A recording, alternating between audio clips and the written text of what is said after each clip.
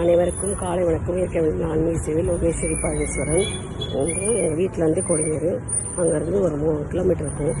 MR நகர் பவானி அம்மன் கோயிலுக்கு நடந்து போயிட்டுருக்கேன்.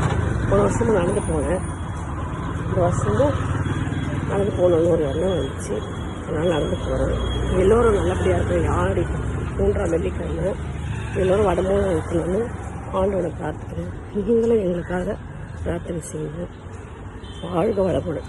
ஓம் சக்தி பராசக்தி. ஓம் நம சிவாய.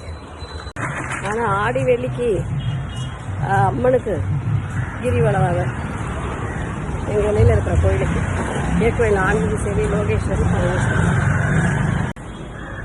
போர்வையில் குழந்தை இயேசு கோயில்.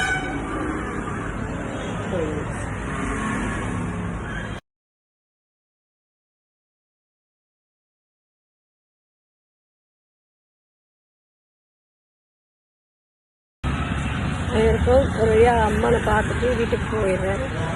நான் போகும்போது வெயில் செப்போலாம் இல்லை, நானும் வந்துட்டுருக்கோம்.